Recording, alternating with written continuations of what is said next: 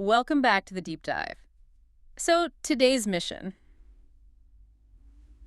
It's a big one. It's ambitious. It really is. We're taking all these sources you sent in, all focused on, awareness, identity, spirit, and we're diving into this really foundational concept, the I am. The ultimate deep dive, you could say, because it's all about looking inward. Right. We're going straight to the core question of who you, the listener, truly are. And what's so clear from the material is that everything, every great book, every deep conversation, every moment of real quiet, it all points back to the same place. Back to your fundamental self. Exactly. We're exploring the difference between the story we tell ourselves about who we are and just the foundational presence of awareness, just being. Okay, but we have to get this out of the way first. The paradox. The elephant in the room. We're using language, this very complex tool, to talk about something that all the sources insist is, well, it's beyond words. And that's the central challenge, isn't it? Yeah. It's frustrating. The truth we're after, it can't really be told. It has to be experienced. So our words are just signposts. That's it. The sources use that classic analogy, you know, the one. The finger pointing at the moon. Right. The finger's not the moon. It Right. just points you in the right direction. Yeah. We're using these ideas to sort of gesture towards the I am. Okay, so let's start with maybe the most powerful gesture in history. Let's anchor this in something people will recognize. The Book of Exodus. The burning bush. A perfect place to start. So Moses asks God, "Who should I say sent me? What's your name?" And the answer comes back, I am who I am. And that one phrase, I mean, it's shaped millennia of philosophy. When you hear that in English, it sounds so final, so definite. I am this fixed thing, like a definition. It does. But the sources point out this incredible linguistic detail that, well, it changes the entire meaning. Okay. The original Hebrew is ai, asher, eka. In the verb there, heya, it isn't just present tense, I am. It's also future tense, I will be. Wait a second. So a more complete translation is really, I will be what I will be. Whoa, okay, hang on. That completely changes things. I mean, it changes everything about how we think of identity. It does. Because if the ultimate reality introduces itself as something that's always becoming, that just shatters the idea of a fixed, static self that we all cling to, right? Precisely. It suggests that being itself isn't a statue. Not a static, completed thing. Exactly. It's an ever-present, continually unfolding reality. It's a dynamic presence, not a fixed identity. So that leads to a huge reevaluation of what we think of as affirmation or even denial. Absolutely. Well- The sources argue we've completely flipped it upside down. True denial, or, blasphemy if you want to use that word, it was never about breaking some rule. It was about what? It was saying, I am not, or I will not be. So the ultimate sin in this way of thinking is denying your own existence, the presence that's animating you. Yes. It's the refusal of being. When we get stuck in that loop of, I'm not good enough, I'm not worthy, I can't do this, Yeah. we are denying that foundational I am. Which means the real work is just accepting that it's already here. It requires no effort, only acceptance. Okay, let's bring that down from the historical and into the day-to-day. This is where it gets really practical for people. We need to talk about awareness versus thought. This is the critical distinction. It's the field versus the clouds passing through it. There's a fantastic anecdote in the source material that illustrates this perfectly. Oh, I love this story. The teacher asks the group, "Are you aware?" And everyone immediately says, yes. Of course.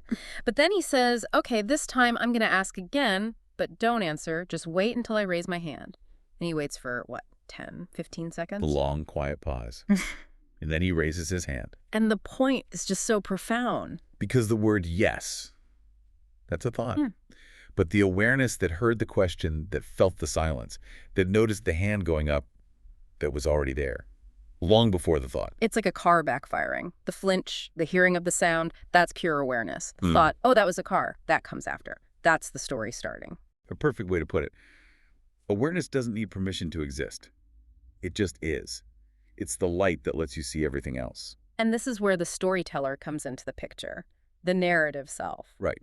The source material references Deepak Chopra on this, and he draws a really clear line. He says we only experience 4 things, right? Just 4. Sensations, feelings, thoughts, and images. That's the raw data. And everything else. Everything beyond that is the interpretation. It's the narrative. It's the story we build to give ourselves an identity. So the raw data is, my heart is beating fast. That's a sensation. The story is, I'm a nervous person who's about to fail. That story attaches all this judgment to the raw data. Exactly. And the storyteller, that cure awareness, the soul, that's the true I. The sources describe life as a kind of play. And the world is the stage. Right. And the individual experiences are just the scenes. But the experiencer, the true self, is completely untouched by what happens in the play. The movie screen is never damaged by the movie. That is such a powerful metaphor. The screen of awareness is always there no matter what drama is playing on it, and it's timeless. It has to be. The material makes this point so clearly. The presence that you are right now was there before your birth, and it will be there after your death. Because birth and death are just experiences. They're just scenes in the play happening within that timeless presence. The I am has no beginning and no end. Okay, so if this I am is so fundamental, so vast, let's go back to that paradox from the beginning.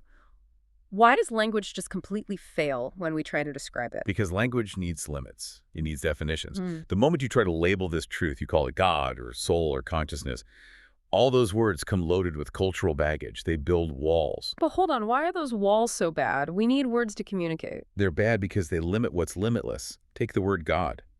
For one person, it evokes peace. For someone else, someone who maybe had a painful relationship with their father, the word God gets filtered through that trauma. And they see God as angry or judgmental. Exactly. The word itself becomes a barrier to the direct experience. It's not a plainter anymore. It's a wall built from their own story. Which brings us to the key discipline here, doesn't it? The idea of unlearning. Yes. The sources quote that ancient Chinese saying, every day, unlearn something old. We spend our whole lives piling labels on top of the I'm a success, I'm a failure, I'm a liberal, I'm a conservative. Until you can't even see what's underneath. You're buried under your own labels. You are. And that's why asking, who am I, without those labels feels so terrifying. Because it threatens our whole sense of self. The ground feels like it's disappearing. Absolutely. It is psychologically easier to live inside the story, even a painful one, than to face the vastness of the unlabeled self. The story feels like control. So what's the path forward? If just thinking about it is scary, what's the actual practice? It's surprisingly simple, but it requires real discipline. It's about asking 3 questions. Not of your mind, though. That's the key. You're not asking your intellect. No. You're asking the I, the deep awareness, the presence itself. And those questions are, who am I? What gifts do I have? And what is my purpose? That's it. And the understanding is that the I am, your true presence, already knows the answers to everything that matters. It might not know your grocery list. That's the mind's job. Right. But it knows your gifts. It knows your purpose. Yeah. Because it's the one writing the story. So you're tapping into a deeper operating system that's been running silently this whole time. And this is where the real discipline comes in. We're told, seek and you shall find. Knock and the door will be opened. But we want it instantly. We knock once, nothing happens, and we walk away. We expect immediate results. But true discipline here means doing something with no visible reward for a long, long time. It's knocking when only silence answers back. That's why the sources call it a breakthrough, not a walkthrough. You have to persist against what feels like a void. Okay, as we bring this all together, let's talk about the destination. Where does this all lead? It seems to point beyond division. Absolutely. All the contrasts the mind uses, light and dark, good and bad, yin and yang, they're just tools to help us understand the story. They're not the ultimate reality. Not at all. The truth the I am recognizes is that we're not broken into parts. There is fundamentally only one. There's nothing in the universe that is not that absolute. And there's the language trap again. Even the word oneness. We define one by its opposition to two, so we're already creating division. It's a realization that is beyond numbers entirely, beyond one versus many. It's a state where there are no walls, no boundaries. Everything you see, everything you feel is a manifestation of that one presence. There's nothing outside of it and nothing inside of it. There's only what is. So for the listener who has followed this whole journey, what does this actually look like? What's the result of this work? It's not a lightning bolt. Yeah. It's clarity. It's a release, a quiet awakening. It's the steady recognition that all the anxiety, the striving, the need for approval, that was all just the story. It's not who you are. It's not who you are.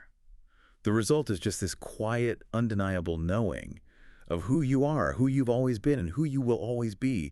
The unchanging experiencer, the I am. A truly phenomenal deep dive. We've gone from the linguistic roots of I am, as an unfolding being, to the difference between awareness in our own stories, and finally to the discipline of unlearning. And we want to leave you with one final thought, something to bring this all back to your daily life. Here, If the I am, the deepest part of you, already knows everything that truly matters, and all these labels we use just point toward that truth but also limit it, then what is one concept, one label, one definition about yourself that you are willing to consciously unlearn today just to create a little more space for your true presence? think about the freedom in that. We'll catch you on the next deep dive.